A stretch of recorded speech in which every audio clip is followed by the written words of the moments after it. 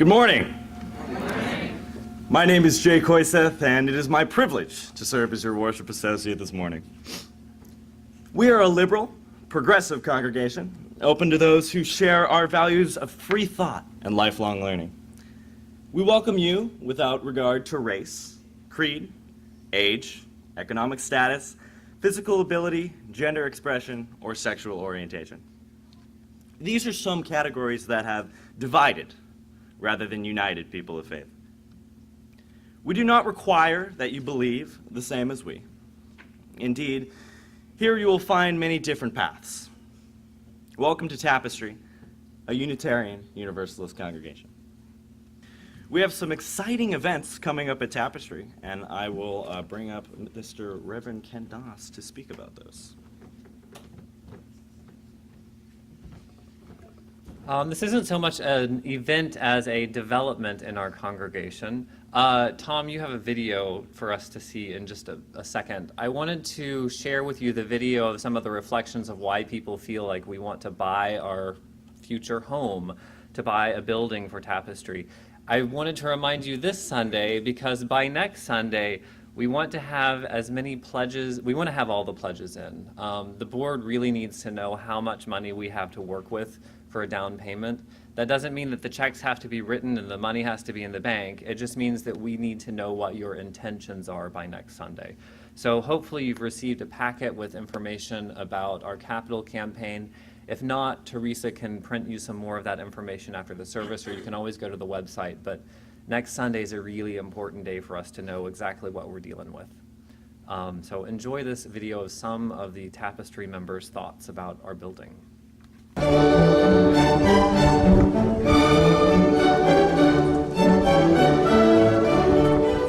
Dave Weber, and I've been here almost 4 years. It's hard to believe. And this is my home. And just as when I go home at night, it's better to have a place I own than a place that I rent because I can have more say over what I can do. But it's nice to have that stability. I know this place has moved quite a few times in the last 15, 20 years, and it doesn't quite have the stability then. And it's great to have a home, a place that you can come home to all the time. And it would be wonderful if we could have our own space and do with it what we want. When you rent, you can't make it exactly what you want it to be, but we could do that. So I look forward to having our own home. I'm Julia Ramponi. I'm the Vice President of Finance for the Tapestry Board of Trustees, and I am really excited about this opportunity we have to buy a building. We've been renting the whole time we've been a congregation, and rents are increasing. We're just getting to the point that we can't afford to continue renting. And we're in a very good position now with financing to be able to get into our own property, that we can make our home, that we can take advantage of future appreciation of real estate here in Orange County, and we can fix our costs going forward, which is really, really important. Once we have a mortgage, then we've got payments that we know what we're going to be dealing with. They won't be increasing year after year, and we'll have the opportunity to be involved in a lot of other programs that are helpful to the community and that are in the spirit of what we are as a congregation here at Tapestry. I am Keith Twamanen and a member of Tapestry, and I am excited about the possibilities that owning our own building means for us. I think it's an investment in our future and really helps us put down roots for our future that our continued renting situation just doesn't allow. I'm Linda Jurgen, and I think we do need a permanent home. It would be great for all of us. We can invest our time and energy and our resources in it, and I think it'll give us a sense of place, a sense of ownership. And what I did is I refinanced my house to take a little money out so I can give it to Tapestry. I'm Jenny, and I think we should find a permanent home because when we have a lease, we're vulnerable to price hikes. We should buy a permanent home for Tapestry so that we can have additional space and give a better space for our kids in our REC program. And I think also important is for us to purchase a new home so that we can give up on paying the rent and have a fixed mortgage so that we know what the long-term expense will be. My name is Gary Glass, and I've actually kind of helped work on the committee to find us a new permanent home. So I'm familiar with the building that we are looking at, one of the two buildings. They both provide us with a lot of extra space, beautiful outdoor space, more space inside for the kids, and it's going to be less money. And we're going to have a stable fixed cost. We won't have to be dependent on increasing rents. It's an appreciating asset, so it really makes sense financially, and it's going to be a great home for us to build. So let's do it. I'm Marley Chen, and I like the long-term prospect of having costs that we can predict over a decade, over 2 decades, because the costs are going up. I know that right now it is a leap of faith to make the down payment, but for the first few years, that will be our effort to make sure that the future of Tapestry is solid and stable for decades to come. I'm Betsy Martin, and having our own church means permanency. We don't waste money with rent.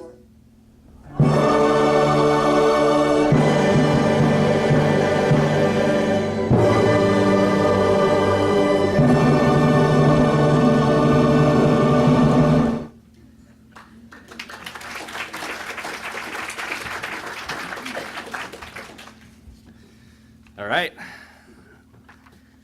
That was pretty cool. I did enjoy that video. I'm hoping everybody enjoyed that video. You can also download the Tapestry app for your smartphone or tablet to keep up with some of these announcements and information, and then you can keep up with our acquisition of a new building. And it offers a lot of updated information so that you can figure all this stuff out on your own. Our various groups and events reflect our vision of being a transformational home for liberal spirituality and a dynamic community leader in Orange County and beyond. And now, could I get our 3 seniors to light our flaming chalice, the central symbol of our Unitarian Universalist heritage? Just come on up here. This is on the spot, I did not. They don't know, so, no, just light. All right. At times, our own light goes out and is rekindled by a spark from another person. Each of us has cause to think with deep gratitude of those who have lit the flame within us. From beyond the playful summer clouds, beyond the Earth's thin blue line, from beyond the bright moon and meteor showers, we hear the call to look and listen carefully, to turn away from a world that buys and sells happiness, to fully experience the luring whisper of your heart's truth. Why not today? Why not now? We hear the call from far beyond and deep within, and we do not hear it alone. Come, let us warp ship together.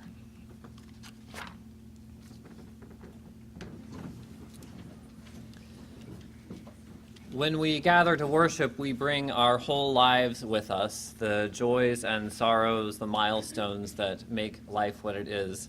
Some do that by lighting a candle in silent recognition of those changes, and some have written messages to share. The first one I want to share with you is from Sherilyn Mentees. She wanted us to remember and reflect about Reverend Farley Wheelwright, was a minister from her home, sort of half-time home, in San Miguel de Allende. She just learned about his passing in the obituaries in the UU world, and it was a nice reminder that those are even there. So to learn more about Farley and other UUs across the country, check out the obituaries in UU world. Also a message from Laura and Tatiana. Our dog, Halia, is having health issues. Please keep her happy for as long as possible. We will definitely keep her and their family in our thoughts and prayers. And finally, from Scott Noonan, Tara Sayer, and John Regan.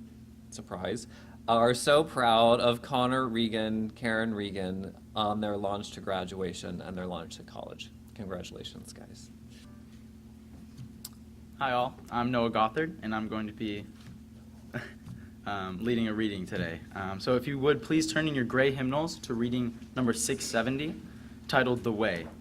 It is a responsive reading. I will read the words in regular type print, and you will read the words in italics. Again, that's number 670, The Way.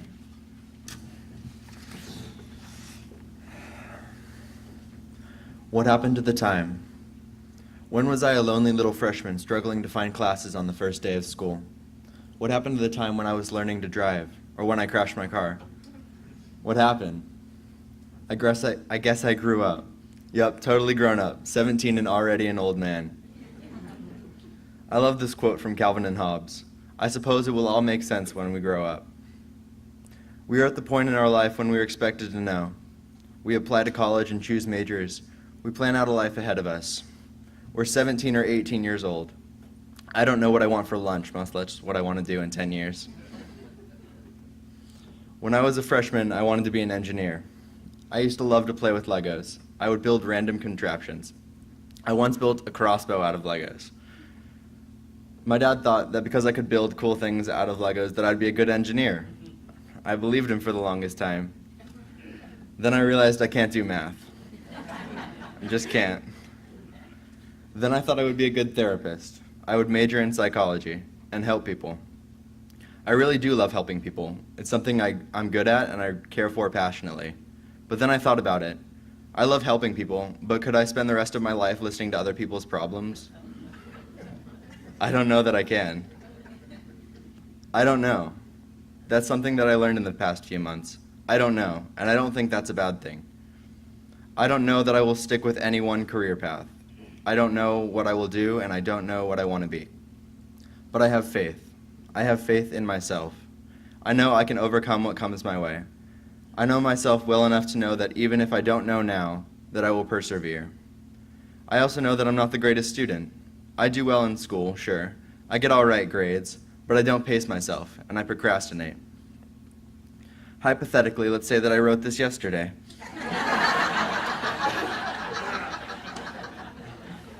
I mean, I would never do that. I do that kind of thing all the time. I get distracted. I find something I would rather do and let it distract me. And yet I know I can overcome that. I have hope that I can change that. If there's anything that I've learned throughout high school, it's that I can change. I can adapt and I have the ability to succeed. I can learn and I can grow. Over the past few weeks, I have learned a few things as well. I learned that I love to grow. I love learning and experiencing new things. I'm learning how to cook. Hopefully that way I can live off more than just mac and cheese, quesadillas, and ramen in college. I'm loving cooking. On the other hand, I realize that I have a hard time breaking old habits. I love food. I mean, it's so much easier to drive through a cheap fast food place and grab a greasy burger than it is, and fuel my mild Dr. Pepper addiction, than it is to cook a real meal at home. I'm a sucker for the easy way out. But I will move on. I will get through it. When I get to Santa Cruz, I will succeed. I know myself well enough to trust myself. I guess that would be what I've learned in high school. My friendships and relationships that I've built with everyone has shown me that I'm not alone.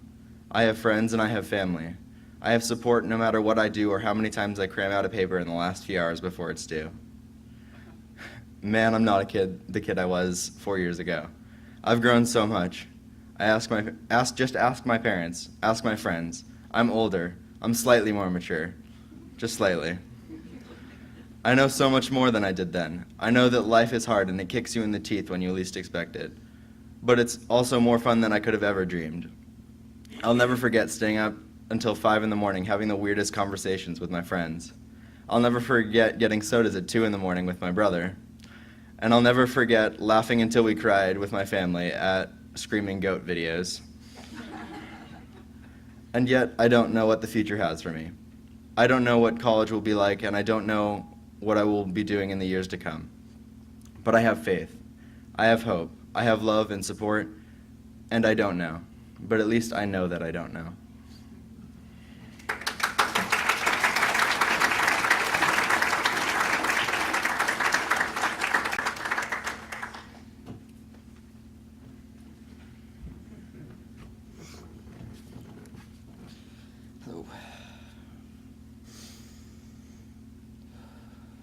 The power to choose is, needless to say, difficult. As I grew up and continue to mature into someone who I am not yet, I learned to choose right from wrong, and to choose black from white. Yet at the same time, I am forming my own opinion. Through my own set of trials and tribulations, I am starting to feel fully conscious in what I do, how I act, and how I conduct myself. I am starting to feel what longing is, to feel what being homesick is like, to feel what problems lie ahead of me financially and physically, to feel what I love and hate. It is both enlightening but frightening at the same time. Yet, it is much like how the philosopher and poet William Blake talks about. We are innocent when we are younger and slowly grow into experience as we wisen. As of this point, I am still in that transitionary phase, that ecotone of age before I truly become who I am meant to be. And yet, as Blake also believed, if raised correctly through offering freedom of expression, exploration, of choice, and of power, one becomes a conscious being able to withstand the pressures from outside society and also guide children in the right direction, whichever direction that may be. I feel like this most accurately describes my growing up in Tapestry and my school and home life. Reasons are reasons, and mine is none other than that, based on feeling. As I said earlier, I am learning to feel aspects of my life that are important and memorable, and since a memory taps into lost feelings, these memories I create based on experiences with my lifelong friends are sentimental, powerful, and inspiring. Like the countless times I practically guffawed with other Unitarian Universalists at the Benneville Pines, or when my IB Lit classroom sings songs about the year and I come out of my shell to participate. Yet I have to come to terms with the idea that all of this might end. That I am going away to college and there's a chance I will never see any of my lifelong friends again. It is like the feeling of waking up because a precarious stepdad pours water on your head. It jolts my mind and I begin to wonder if my life will ever end up being this good again. Will I be able to live the same way I am now? Will I still be happy? How will I handle all of this? So many who's, what's, where's, when's, why's, how's. I get lost in a sea of memories and feelings.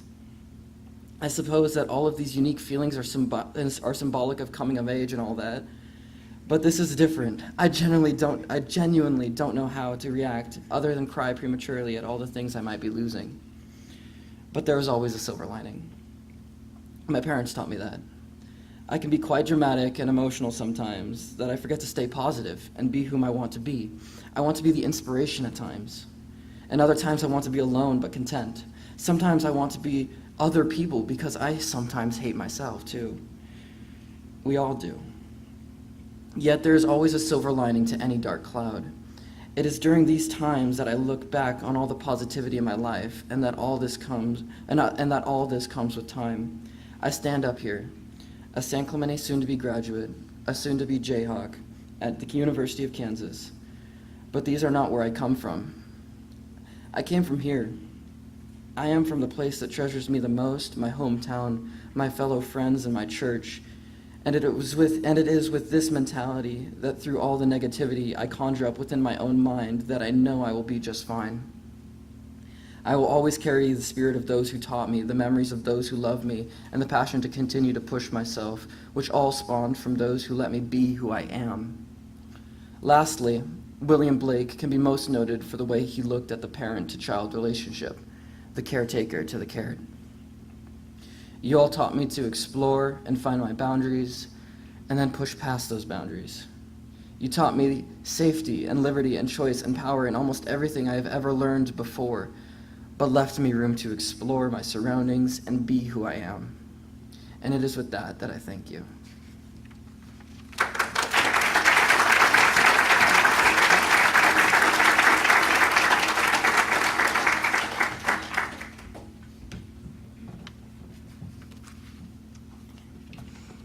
Hello, is this good? Okay. Good morning. My name is Miranda Lowe, and I've been coming to Tapestry for 10 years. Writing this speech was harder than I expected it to be. When it came time to start drafting, I was not expecting to do so much introspection. But I pushed through it and tried to write from the heart, or the gut. Either way, I ended up using both. I am a quiet person. I've always been quiet. Maybe it's because most of the people in my family are not quiet. I've always been a good listener, though, to stories, music, and even directions. From the time I was in first grade, teachers described me as diligent. When I was younger, I would look for activities that didn't require me to participate vocally, but allowed me to participate by being cooperative and following directions. Talking is a lot harder for me than listening. Sometimes, interjecting my ideas into a conversation is so difficult that the only way that I can feel comfortable doing so is by raising my hand. This year, my English teacher required us to participate in a Socratic seminar. We were graded on our ability to verbalize our opinions in an unstructured discussion format that included 25 other people at one time. As you might imagine, this was incredibly challenging for me. I felt stuck because this was a mandatory project. I prepared as much as I could by looking over the discussion questions and writing some notes. Every time I pictured myself in the classroom, though, surrounded by all my classmates, my mind started racing and my heart started pounding. It didn't help either that I got absolutely no advice or compassion from my teacher about how to handle the major stress I was dealing with as the day approached. I wish I had been given the choice to express myself in a different way. At Tapestry, I am given very many choices. This year, Tapestry partnered with OCUUC to offer the Senior High OWL program, and it was an enlightening experience. One of the best things about this class was the fact that we could choose to participate fully, partially, or not at all in discussions, activities, and games. I absolutely loved that choice because some of the topics are awkward and you're in a room full of strangers. After so many years of school where I have been graded on vocal participation in group discussions, it was such a relief that I could choose to participate or not, and it wouldn't affect my grade. It wasn't until the second meeting of OWL class that it occurred to me that I didn't need to worry about getting a grade. I could listen and draw at the same time without being accused of not paying attention. This was nice because it's hard for me to sit still without doing something with my hands. This supportive environment of the OWL class made our meetings much more enjoyable because, come on, we're talking about all the awkward things that you learn in a class like this in order to become more comfortable with them. Choices make everything better. Last year, when I was a junior, I had the most amazing English teacher, Mrs. DeSoma. She made every lesson seem like an extraordinary gem, and I absolutely loved our Transcendentalist unit. One thing Ms. DeSoma said frequently during that unit was, "You are free to choose, but you are not free from the consequences of your choices." I really like this quote because it keeps complete control with the individual, and it comes with a handy warning. It's like a little disclaimer. We have the power to do whatever we want, but we must also have the maturity to accept our fate based on the choices we have made. I've learned that sometimes you can have multiple choices, but none of them will be perfect. I was faced with such a dilemma last year, in fact. I have been a member of Color Guard for 3 years, and I love the dancing, the music, the competition, the coaches, everything about it, except the director, whose inherent worth and dignity is buried really deep.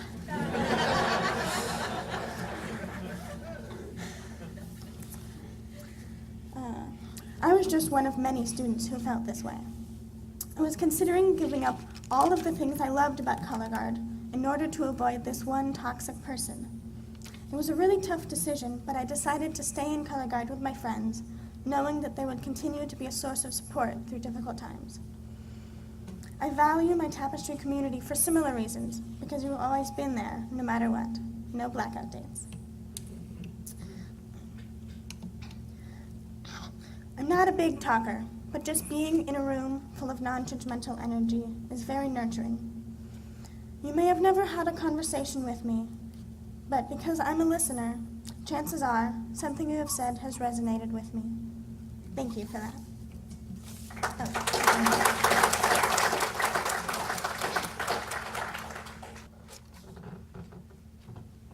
On? Good.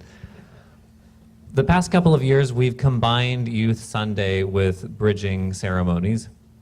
So we get an opportunity to both hear from the youth and to extend our blessing to them, to recognize their journey with us and their journey once they move out into the world, wherever that might be.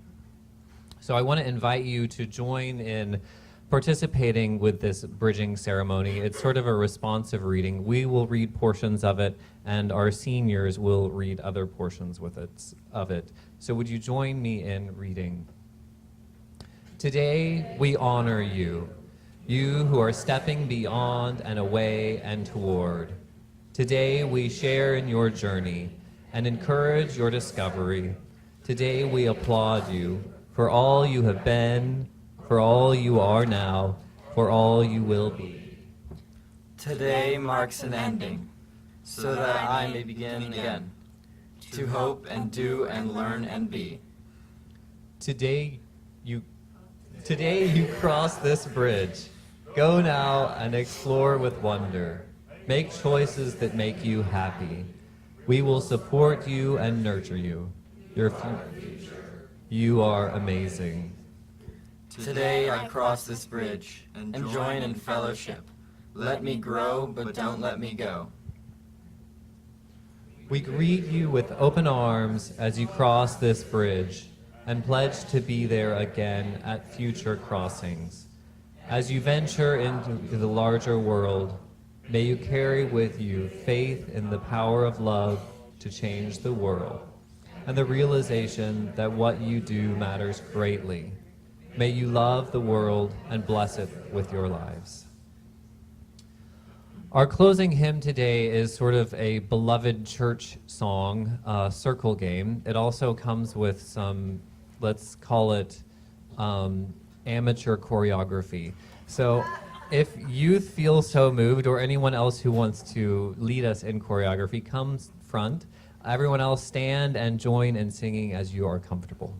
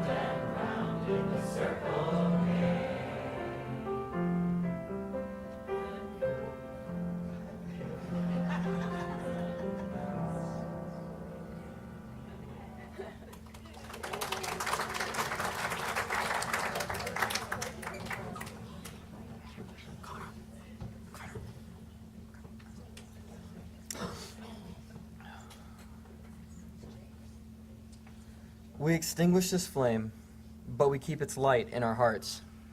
With its message of love and justice, bringing it outside these walls to the world we live in until we are together again. Miranda. Connor. So close. Go in peace. Speak the truth. Give thanks each day. Respect the earth and her creatures, for they are alive like you. Care for your body. It is a wondrous gift. Live simply. Be of service. Be guided by your faith and not your fear. Go in peace, and let the light within you be a blessing to the world.